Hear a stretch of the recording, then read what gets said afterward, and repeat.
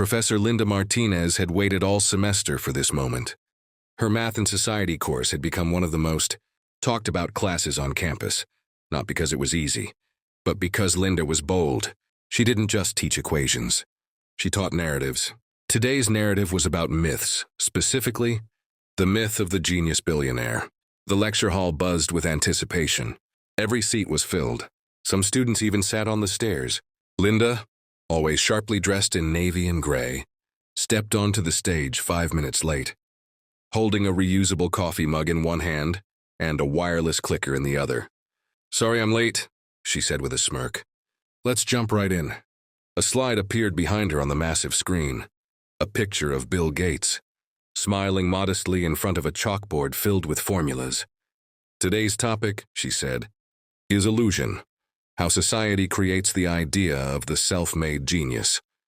She clicked to the next slide. "Let's take Bill Gates, the face of Microsoft, the man who dropped out of Harvard and built an empire from nothing." "But is that the real story?" Some students looked curious, others skeptical. A boy in a Windows t-shirt sat up straighter. Linda moved to the whiteboard. "Today, we'll explore the role of privilege in perceived brilliance. Gates didn't build Microsoft in a garage. He came from a wealthy family, attended one of the best schools in the country, and had early access to computing resources most people never even saw in the 1970s. She picked up a marker. "But more than that, we'll look at whether people like Gates even understand the core technology they take credit for." She began drawing a complex differential equation, something related to atmospheric modeling and hardware cooling systems. "This," she said, "is a real equation used in designing next-generation liquid-cooled processors. Would Bill Gates solve this on his own, or would he hand it off to the real engineers behind the curtain?" The crowd murmured. At the back of the room, unnoticed by all, a man in his late 60s sat silently, wearing a muted gray sweater and round glasses. He had entered just before the lecture began, quietly taking a seat far from the front. His baseball cap was pulled low. His eyes, however, were alert. He watched Linda carefully, because he was Bill Gates, and he had come for one reason, to hear what she had to say. Boom! 2 hours earlier, Gates had been having a quiet morning in his Seattle office, sifting through a flood of articles, emails, and alerts on his tablet. One headline caught his attention. "Today in Math and Society, Professor Martinez to dismantle the Bill Gates myth." Another tweet added, "Professor Linda Martinez says Gates isn't a genius, just lucky and privileged." Lecture at 11 a.m. He stared at it for a moment. He didn't usually react to these things. Over the years, he'd grown numb to criticism, even the unfair kind. But something about the tone caught him off guard. He clicked through to Linda's university profile. She wasn't a provocateur, she was a serious mathematician, a decorated researcher, and a popular lecturer. She had won national awards for her work. In atmospheric modeling and computational complexity, he stood up, walked to the window, looked out over the cloudy Seattle skyline. Then, without telling his team, he changed his plans for the day. Boom! Back in the lecture hall, Linda had finished drawing the equation. It stretched across half the board. A blend of calculus, physics, and real-world engineering. "Any volunteers to solve this?" she asked, knowing full well no one would raise a hand. This is used in systems like Azure's liquid-cooled data centers. Not something you figure out in a college seminar. The room was silent, until from the very back a hand rose. Everyone turned. "Come on up," Linda said, surprised. The man walked slowly to the front, notebook in hand, hat still on. As he approached, murmurs began to stir. A few students squinted, recognizing something familiar. "What's your name?" Linda asked, blinking. The man looked at her gently. "You can call me Bill." A beat of silence. Then someone gasped. Another student whispered, "Is that?" A third pulled out their phone and began recording. Linda froze. Her marker trembled in her fingers. Standing in front of her wasn't a regular student. It wasn't a plant or a prank. It was Bill Gates himself, and he was now reaching for the marker in her hand. The marker squeaked as Bill Gates began writing, not hesitating, not pretending, just writing. Lines of dense notation flowed from his hand. Partial derivatives, nested integrals, cleverly rearranged variables. It wasn't mechanical, it was elegant. Students leaned forward, captivated. Some forgot to breathe. Linda Martinez didn't move. She felt her feet cemented to the floor, her face burning. Her heart thudded loudly in her chest. This was not happening. Bill Gates, was solving her impossibly complex equation on a whiteboard in front of 200 students. And he wasn't struggling. He was correcting it. Boom. At first, Linda had assumed he'd stall out. Maybe fumble the syntax. Maybe offer a plausible but shallow solution that she could politely dismiss. But instead, Gates moved quickly, confidently, with the precision of someone who not only understood the problem, but had probably solved more complex variations of it before breakfast. Then came the twist. Your original setup, he said, pausing and pointing with the marker, assumes a uniform atmospheric gradient in heat dissipation. But that fails in certain vertical layers, especially in high-altitude thermal spike zones. He turned and wrote a new equation just below hers. This version adjusts for thermal oscillation under pressure drift conditions. It's a more energy-efficient approach for quantum-scale processors. Linda stared at it. He was right. He hadn't just solved her challenge, he had optimized it. Boom! A stunned silence blanketed the room. Then a student in the front row, Miles, the same kid in the window shirt, suddenly shouted, "No way! That's actually him!" Gasps spread across the hall like a fire. Phones were lifted. Cameras clicked. Social media notifications exploded as videos went live. Bill Gates stepped away from the whiteboard, handed the marker back to Linda, and quietly said, "Sorry for the interruption. I wasn't planning on solving anything today." Linda tried to speak. Her throat was dry. The marker in her hand felt like lead. All her preparation, weeks of building, the narrative that billionaires like Gates were merely figureheads had just shattered. And it shattered not with arrogance or showmanship, but with a perfectly executed equation. Boom! It took several minutes for order to return. "Everyone please, phones away," Linda called, her voice cracking slightly. Students hesitated, then slowly returned to their seats, eyes wide, attention locked. Linda faced the class again, trying to regain her composure. She looked at Gates. "Would you mind staying for the rest of the discussion?" He shrugged, smiling gently. "Only if I'm allowed to sit quietly like I intended." There was a light chuckle in the room, but Linda wasn't laughing. She clicked to the next slide. On her screen, a chart titled, "The Privilege Equation." Then she turned back to Gates. "Since you're here, Mr. Gates, perhaps you'd like to address some of the points I've made regarding the role of wealth and access in shaping your success." She didn't mean to sound defensive, but the sting of being upstaged in front of her class, it hurt. A lifetime of academic rigor, and suddenly the very person she set out to criticize had flipped her argument with chalk dust and humility. Bill didn't bristle, he nodded. "I don't disagree with you," he said plainly. The room grew quiet again. I had access. I had opportunity. I had the early privilege of walking into a computer lab at 13-something. Rare in the 1960s, and yes, I've hired brilliant people. I've benefited from luck and from timing. He paused. But the implication that those things negate ability or invalidate the effort behind success is, respectfully, too simplistic. Linda crossed her arms. "And what about the countless students," she said, "who are just as brilliant, who don't have labs at 13, or connections to Harvard or IBM? Should we still pretend your story is replicable?" "No," Gates said without missing a beat. "That's exactly why I fund education reform." A ripple of murmurs passed through the crowd. Linda blinked. She hadn't expected that answer. Boom! A student raised her hand. Aisha, one of the brightest in the class. "Professor Martinez," she said carefully. "You said earlier that billionaires like Gates don't understand the technical side of the systems they fund. But he just fixed your equation. Doesn't that change the conversation?" It wasn't an attack.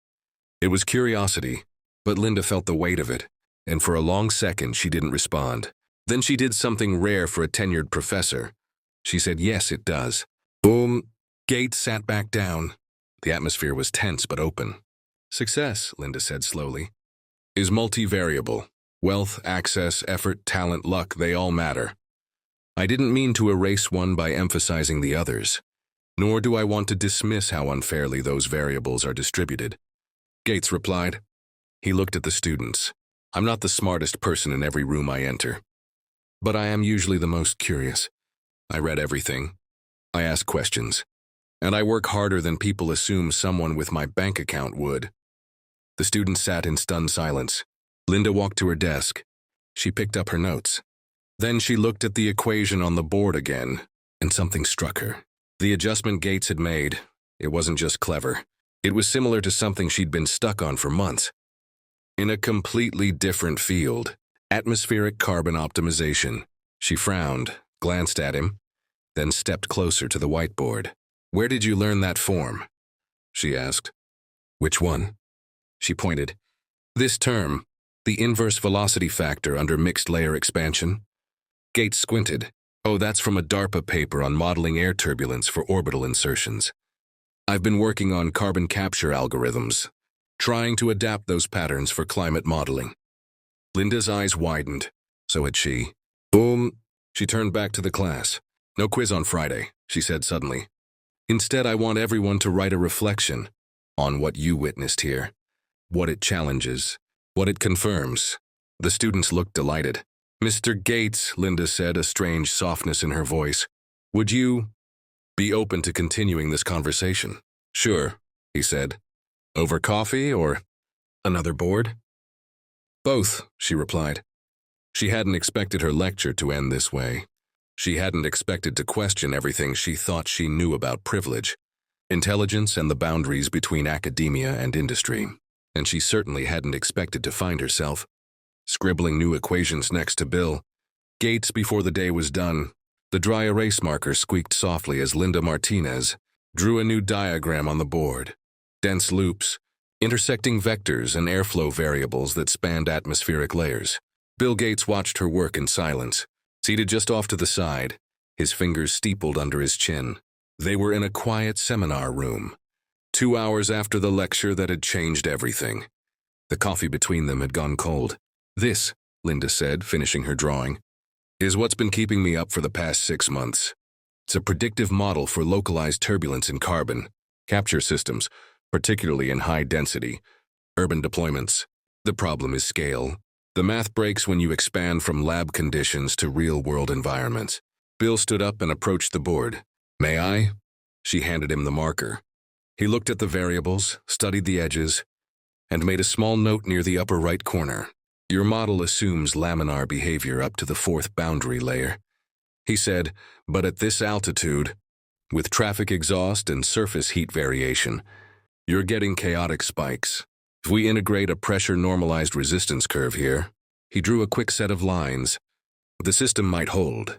Linda stared at it, not because he was wrong, because he might actually be right. No one else, not even her postdoc team, had spotted that instability. "How long have you been working on this?" she asked. "Formally, a year," he said.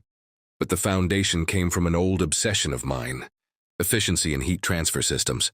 My work with terametrics in the early 2000s opened some interesting doors." "You're not an atmospheric scientist," she said. "I'm not formally anything anymore," he replied. "But I know how to learn." Boom. They were interrupted by a knock. A woman in a gray blazer entered, clutching a university press badge. Her voice was soft but brisk. "Professor Martinez, Mr. Gates, sorry to intrude. Would you mind answering a few questions about what happened today? The campus is buzzing." Linda hesitated. "I'd prefer not to." But Bill gently cut in. "Sure, just one or two." The reporter, a student named Tara Chen, raised her phone and began recording. "So, Mr. Gates, did you know in advance that Professor Martinez would be discussing you in class today?" "No," he said. "I saw a tweet on my way to work and made a last-minute decision to attend. I didn't expect to speak. I just wanted to listen, and then you solved an equation on the board. I recognized the problem. It was similar to a model I'd worked on for Azure's cooling systems. I couldn't help myself." Linda watched Tara's expression, polite but skeptical. She knew what was coming. "Some students have suggested," Tara said, "that your visit was calculated, that you staged this moment for PR." Linda bristled. "Absolutely not. He arrived unannounced. I didn't even know who he was until halfway through the solution." "Then if I may," Tara continued, turning back to Bill, "why did you stay?" Bill's answer came without hesitation. Because the conversation Professor Martinez started, about privilege, myth-making, and truth in achievement is important. And complicated. It's not black and white. I thought maybe I could contribute something more useful than just being a headline. Boom. After Tara left, silence settled again. Linda leaned against the desk. You handled that better than I would have. I've had practice. I don't usually get ambushed by my own lesson plan, she said. He smiled. You didn't get ambushed. You got disrupted. There's a difference. They both laughed softly, but beneath it something deeper was forming. Respect. Not admiration. Not agreement on all things, but respect for the rigor, the challenge, and the willingness to engage. Boom. Can I ask you something? Linda said finally. Of course. Why are you working on carbon capture? You're retired. You don't have to take on impossible problems anymore. Gates's face grew serious. I read a report from MIT last year.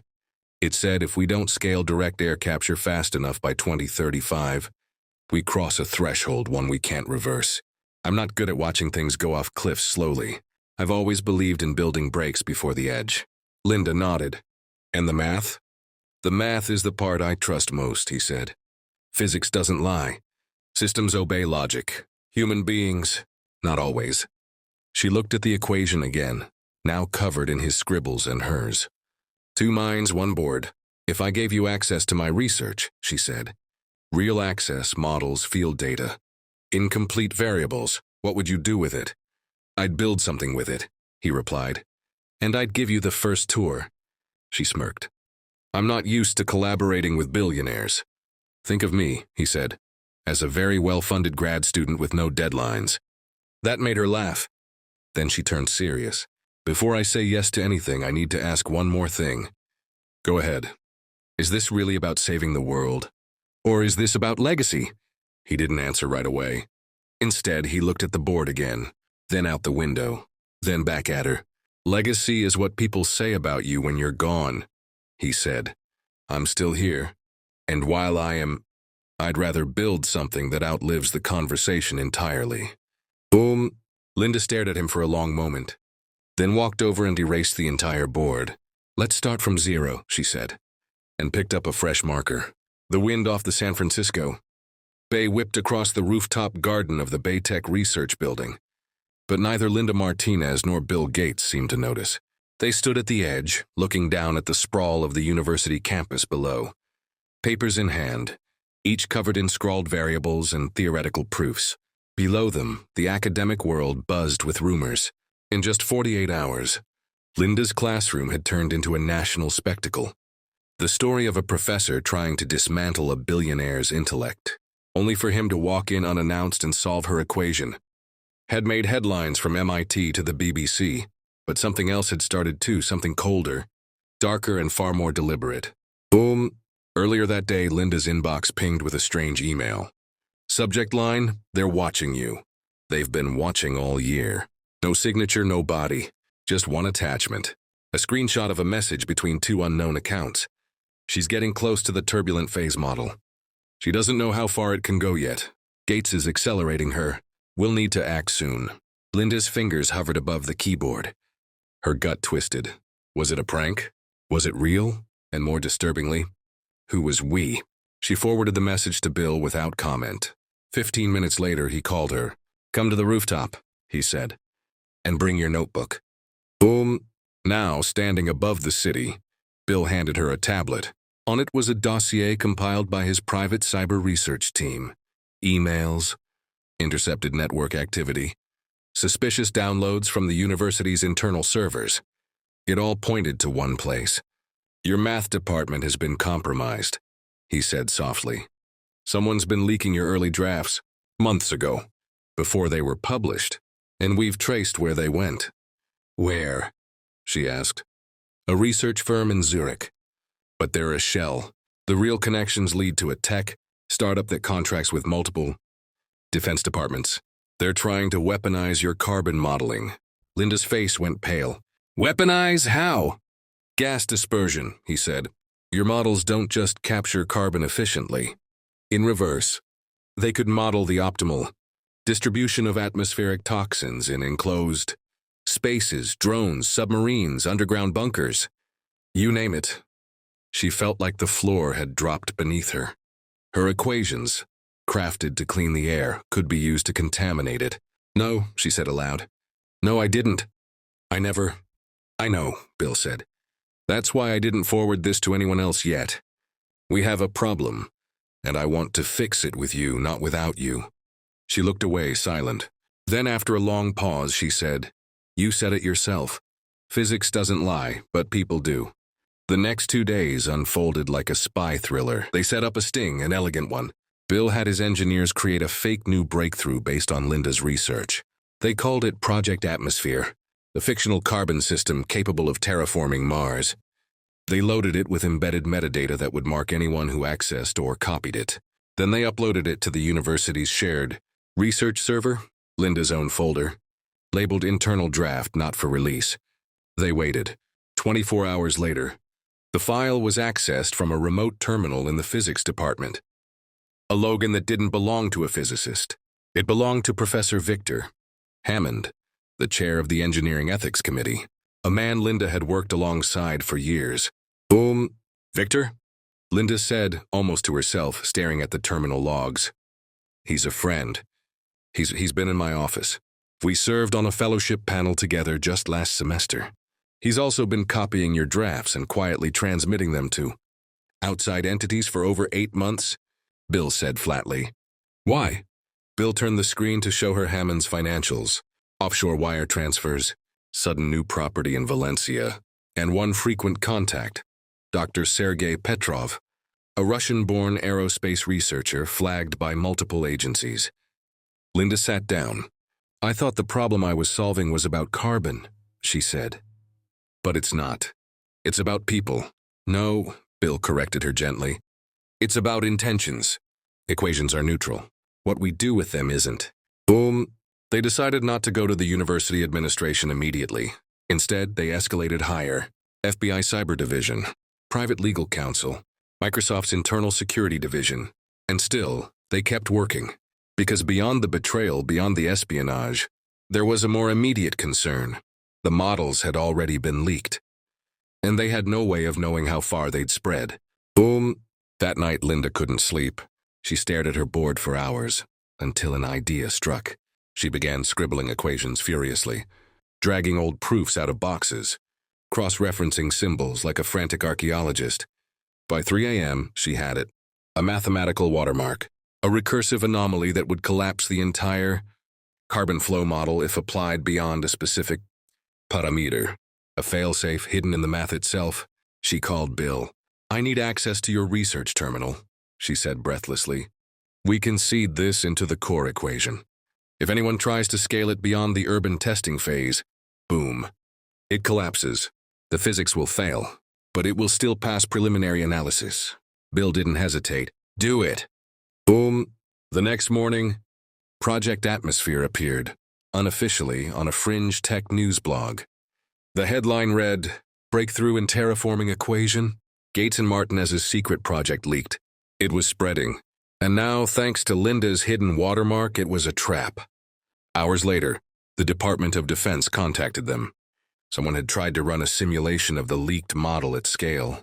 It failed catastrophically. The leak had revealed itself. Victor Hammond was arrested the next morning, caught in possession of classified foreign communications.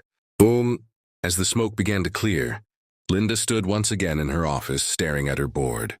Not at the sabotage, not at the failed simulations, but at a pattern, a faint recursive rhythm in her equations. She traced it again, then again. Bill, she said over video call. Yeah? Have you seen this sequence before? She zoomed in. Look at the curvature over time. These loops, they're too perfect. They're not noise. Bill squinted. No, he said quietly. They're not. He opened his own notebook, and there it was again, the same signature, hiding in an entirely different model. What if, Linda said, almost afraid of the words coming out of her mouth. What if we didn't invent this math? What if we just discovered it? The numbers wouldn't stop repeating. Linda Martinez sat alone in her dimly lit office, the glow of her whiteboard bathing the room in sterile light. Equations spiraled outward like concentric storms. At the center of it all was a pattern, a recursive sequence of values she hadn't put there. It wasn't an error. It wasn't mathematical noise. It was deliberate. She had seen it first in her carbon modeling equations, but then it appeared again, in an unrelated data set.